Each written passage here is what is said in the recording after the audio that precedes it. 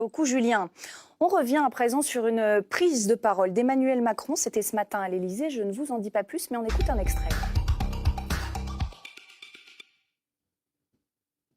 Aux combattants abandonnés, à leurs familles, qui ont subi les camps, la prison, le déni, je demande pardon. Nous n'oublierons pas. Bonsoir Abdelkader Mokhtari, vous êtes porte-parole du collectif national Justice pour les Harkis. J'aimerais évidemment vous entendre sur ces excuses, ce pardon d'Emmanuel Macron ce matin à destination des Harkis. Comment vous l'avez reçu ? Bonsoir. Eh bien, écoutez, c'est quand même une annonce très importante pour toute la communauté harkie. C'est très bien que le chef de l'État reconnaisse enfin toutes les responsabilités commises à l'égard des familles de harkis. Et demander pardon, je considère que c'est quand même un geste courageux de sa part. Maintenant, cette reconnaissance et cette demande de pardon devra être suivie d'actes forts parce que il faut aussi réparer tous les préjudices qui ont été commis. Alors un acte courageux, Abdelkader Mokhtari, mais qui ne vaut rien sans des actes. On va évidemment continuer à en parler ensemble. On va justement se poser la question de ces actes. Quels pourraient-ils être ? Mais pour bien comprendre votre histoire et celle des Harkis, je vous propose de regarder un sujet qui nous résume tout cela et qui est commenté par Naoufel El Kawafi. On sait que des harkas de volontaires ont été levés dans les douars pour participer à la sécurité du pays. Ils étaient 150 000 à aider la France à lutter contre l'indépendance de l'Algérie. Les harkis, ces supplétifs de l'armée française, souvent des paysans pauvres. À la fin de la guerre, la France évacue les pieds noirs mais abandonne la plupart d'entre eux. En Algérie, ils sont pourchassés, traités de collabos. Des dizaines de milliers d'entre eux sont tués par le FLN, le Front de Libération Nationale. Certains ont réussi à rejoindre la France et fuir les représailles, le plus souvent en bateau, jusqu'à Marseille. Lafayette est arrivé ce matin à Marseille, venant d'Alger avec à son bord 259... Mais dans l'Hexagone, ils sont répartis dans des camps de transit et de reclassement aux conditions indignes. Depuis, les harkis n'ont cessé de demander réparation. En 2001, Jacques Chirac inaugure une journée nationale d'hommage aux harkis et remet plusieurs médailles et légions d'honneur. Nous vous faisons commandeur de la Légion d'honneur. En 2016, François Hollande va plus loin. Je reconnais les responsabilités des gouvernements français dans l'abandon des harkis, des massacres, de ceux restés en Algérie et des conditions d'accueil inhumaines des familles transférées dans les camps en France. Et on continue d'évoquer l'histoire des Harkis et les déclarations ce matin d'Emmanuel Macron avec nos invités également en plateau. Gilles Manseron, bonsoir. Bonsoir. Vous êtes, vous, historien spécialiste du colonialisme français, et Slimane Zeguidour, bonsoir à vous. Vous êtes éditorialiste à TV5 Monde. Alors d'abord, Gilles Manseron, j'aimerais vous entendre sur ce qu'on vient de voir. On voit François Hollande qui, lui, reconnaît ce qui s'est passé, ce que la France a fait aux Harkis, y compris tous les massacres qui ont eu lieu après la guerre d'Algérie. Et aujourd'hui, Emmanuel Macron qui demande pardon. C'est quoi la différence entre les actions de François Hollande et celles d'Emmanuel Macron aujourd'hui ? C'est peut-être un peu plus fort quand même, puisqu'il parle d'une demande, il parle de pardon. Donc, je pense que c'est un pas dans la fin du déni sur cet épisode de l'histoire. Mais c'est un épisode extrêmement complexe sur lequel on n'a pas fini de travailler, sur lequel les historiens n'ont pas fini de travailler. Il vous manque des éléments, c'est ça que vous dites ? Oui, enfin... Il y a des éléments.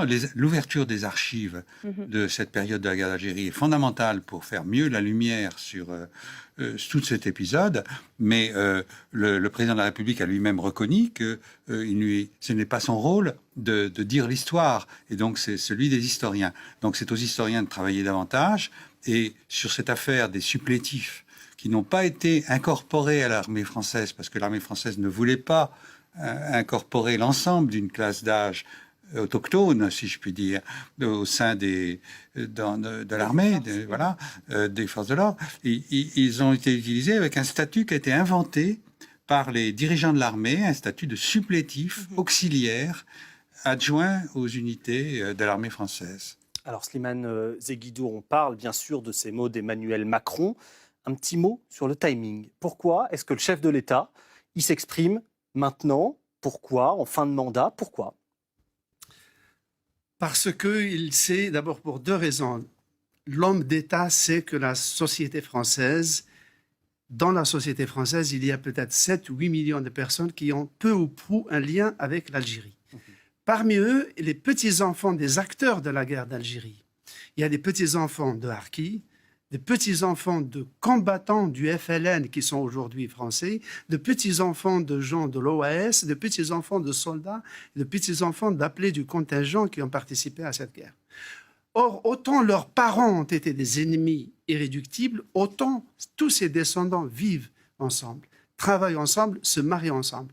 Et donc, il faut que, dans le roman national, il faut que les vécus des uns et des autres, les souvenirs, soient coulés dans une version commune, dans un apaisement. Ça, c'est le premier point. Le deuxième point, c'est que Emmanuel Macron, comme tout un chacun, sait que l'année prochaine, il va y avoir la campagne électorale pour l'élection présidentielle, campagne dans laquelle on le sait dès maintenant que les questions d'immigration, d'islam, de repentance, de colonisation, d'Algérie vont être centrales et démagogiquement sollicitées. Et que ce sera en même temps le 60e anniversaire de l'indépendance de l'Algérie. Donc des deux côtés de la Méditerranée, il va y avoir des sujets de polémique plus inflammables que jamais. Voilà pourquoi ce mot aujourd'hui vers une catégorie de Français, en l'occurrence les enfants de Harki, est important, et probablement que le 17 octobre prochain, pour la commémoration de la répression des manifestations pro-FLN du 17 octobre 61, donneront peut-être l'occasion au président de dire aussi son petit mot sur la chose. Ouais, en tout cas, il est attendu à cette date forcément. On reviendra sur la réconciliation des mémoires que vous évoquiez à l'instant, parce qu'effectivement, c'est intéressant de se projeter à ce sujet. Mais avant cela, Abdelkader Mokhtari, un mot peut-être sur la loi de réparation qu'a aussi promis Emmanuel Macron, qui doit être en préparation actuellement. Est-ce que ça va concrètement changer des choses pour les harkis? Et si oui, quoi?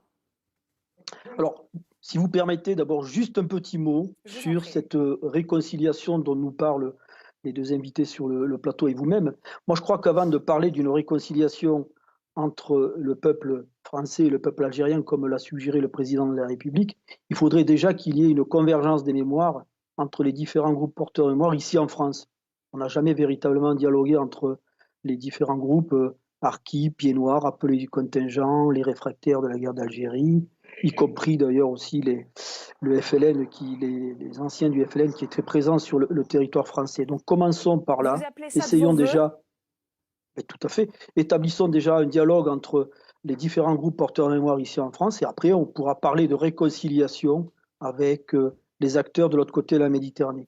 Pour en revenir sur la loi de reconnaissance dont a parlé le président Macron, bon, moi, je ne suis pas convaincu qu'il faille absolument une loi de reconnaissance. Je pense qu'on peut procéder beaucoup plus simplement par la mise en place d'un décret qui instaurerait la création d'une commission d'indemnisation.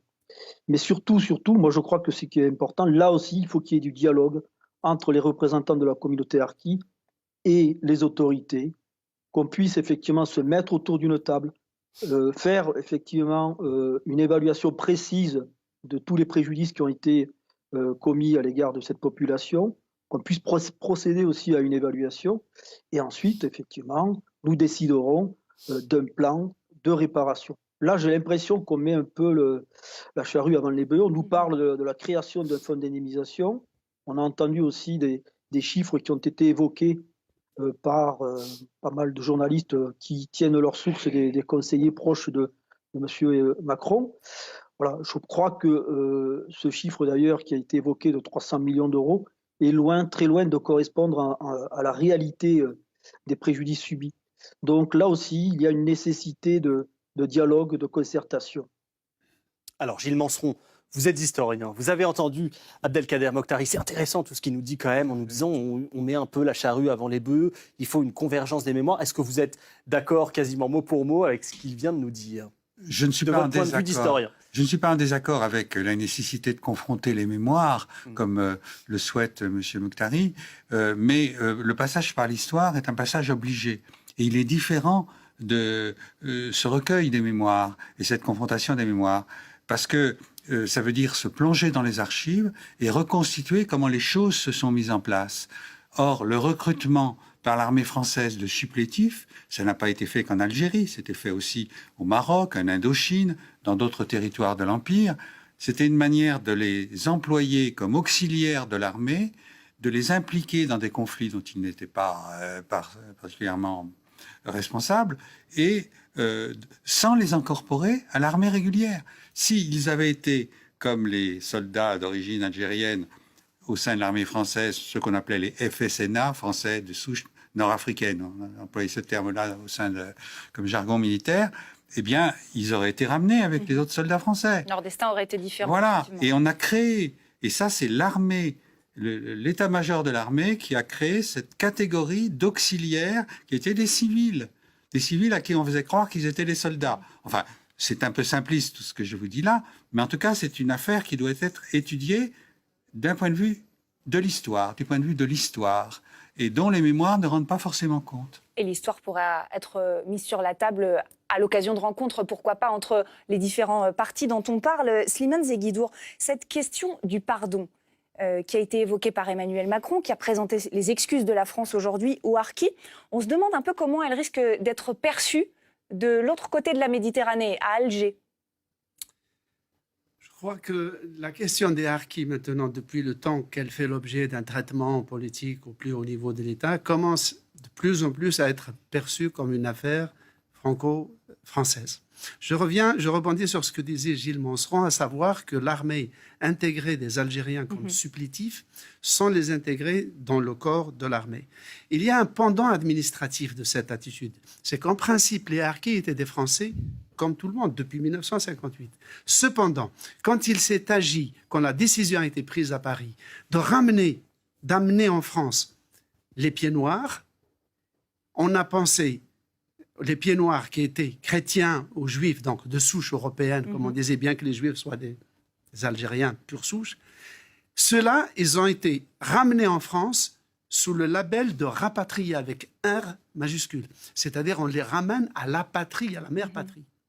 Les Harkis qui ont pu embarquer pour venir en France ont été ramenés sous la rubrique de réfugiés avec R majuscule, c'est-à-dire c'est comme s'ils allaient en exil ou dans une terre étrangère.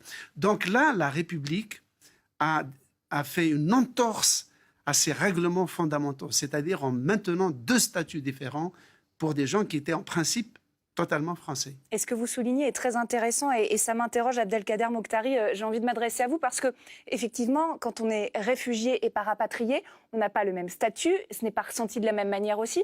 On a souvent entendu des Harkis ou leur famille dire ben voilà, moi parfois je ne sais plus forcément où est mon pays. Est-ce que c'est la France? Est-ce que c'est l'Algérie? Dans les deux, je ne suis pas forcément reçue comme j'aimerais et comme il faudrait. Est-ce qu'aujourd'hui, ce que dit Emmanuel Macron et ses excuses, cette demande de pardon, ça change, vous, quelque chose pour vous sur votre appartenance ou votre sentiment d'appartenance? Alors d'abord, une précision importante pour corriger ce que disait le dernier intervenant. Les Harkis ont eu la qualité juridique de rapatriés à partir du moment où ils ont pu souscrire la déclaration reconnaissance de nationalité française. On peut considérer effectivement que nos parents étaient des réfugiés puisqu'ils fuyaient un pays en guerre et qu'ils avaient perdu la nationalité française au moment où il y a eu la signature des accords d'Évian. Mais on va considérer que ce statut de réfugié a duré quelques mois. Ensuite, nous sommes devenus des citoyens français avec la déclaration reconnaissance de nationalité française. Nous avons, je dis nous, nos parents ont acquis la qualité juridique de rapatriés. Donc voilà, je ne crois pas que le problème se pose à ce niveau. Par contre, il y a effectivement, eu un distinguo entre ceux qu'on a appelés les rapatriés d'origine européenne, les pieds noirs, et les rapatriés d'origine nord-africaine. Ce sont les termes utilisés par les pouvoirs publics dans l'application des différents dispositifs qui avaient été mis en place pour la réinstallation et l'indemnisation des biens perdus en Algérie. Et c'est là aussi où il y a un contentieux avec le groupe social Harki, puisque nos parents n'ont jamais pu bénéficier de ces deux grands dispositifs de réinstallation et d'indemnisation. Maintenant, je reviens sur ce que vous disiez aussi par rapport à l'identité. Effectivement, nous avons aussi beaucoup d'enfants de Harkis qui, pour certains, se sentent complètement français, qui ne veulent plus avoir à faire quoi que ce soit avec l'Algérie. d'autres qui s'accommodent des deux cultures, des deux traditions, qui se sentent algériens par ces cultures, par la tradition, par la religion, mais qui se sentent aussi pleinement français, puisque nous avons toujours vécu dans ce pays, nous avons été à l'école de la République, bien que parfois il y ait eu quand même des enfants de harkis qui ne sont pas allés justement à l'école de la République, mais pour eux l'école était dans les camps. Voilà. Mais après, je ne crois pas que ce soit un problème fondamental, mais c'est vrai que le fait que le président de la République demande pardon aux harkis, ça peut contribuer à un apaisement des mémoires et effectivement peut-être renforcer ce sentiment d'être véritablement français. Slimane Zeguidour, pourquoi est-ce que, d'après vous, la France a mis 60 ans à reconnaître ce qui s'est passé et à demander pardon aux harkis? 60 ans, c'est énorme. Oui, mais 60 ans, c'est-à-dire juste après la fin de la guerre d'Algérie, donc le cessez-le-feu entre Français et Algériens, les gouvernements français ont été très tôt soucieux d'harmoniser la société française, de calmer les rancœurs. D'où les lois d'amnistie. Il y en a eu 6 en tout. Pourquoi 60 ans? C'est parce qu'il y a un des grands décalages de l'Algérie, de la France aujourd'hui, c'est que la France est quasi entièrement gouvernée par des gens qui n'ont pas connu la guerre d'Algérie. Donc pour eux, c'est un peu du passé. Donc il y a plus de sérénité pour la regarder. Entre-temps, les harkis, les premiers harkis, les parents, eux s'en prenaient surtout à l'Algérie. Ils avaient de la rancœur contre la répression qu'ils ont subie, parfois des tueries cruelles. Et c'est pour ça que parfois, certains d'entre eux se sont laissés embarquer par l'extrême droite dans une attitude revancharde vis-à-vis de l'Algérie et seulement de l'Algérie. Leurs enfants qui ont étudié l'histoire, qui sont élevés à l'échelle sociale avec leurs efforts, eux se tournent leur critique vers la République française. Et comme on est dans un État de droit civilisé où il y a des élections et qu'on a besoin aussi d'électeurs, eh bien la question est devenue une affaire urgente et dans le tableau de bord de toute la classe politique française depuis quelques années. J'ajouterai juste un mot sur les enfants de harkis. Rapidement. Pour le code de la nationalité algérienne, tous les enfants de harkis aujourd'hui peuvent, s'ils le veulent, s'ils le désirent, reprendre la nationalité algérienne. J'ai une dernière question et on va changer d'échelle avec vous, Gilles Manseron. On a entendu les mots d'Emmanuel Macron. Est-ce qu'il y a d'autres pardons que la France devrait verbaliser? Est-ce qu'il y a d'autres pays à qui adresser nos excuses? Disons que la colonisation était un phénomène global, et l'Empire français s'est étendu sur toutes les mers et sur tous les continents. Et donc, effectivement, on peut poser le problème pour d'autres pays qui l'ont été colonisés. Mais le cas de l'Algérie est quand même à distinguer, parce que c'est là où la colonisation a été la plus longue, 1830, chacun le sait, 1962, et elle s'est aussi accompagnée d'une émigration de peuplement, et ça a donné une espèce de guerre civile algéro-algérienne entre des Européens algériens et des indigènes algériens. Donc, ça a été un des aspects des multiples guerres civiles qui ont émaillé cette période. Donc, c'est un gros morceau quand même. Donc, il me semble que c'est naturellement celui qui émerge en premier quand on parle du passé colonial de la France. Merci infiniment à tous les trois d'avoir accepté de répondre à nos questions dans le 18-20 de France Info. Merci pour vos analyses très intéressantes sur ce sujet. On va se tourner à présent vers WR.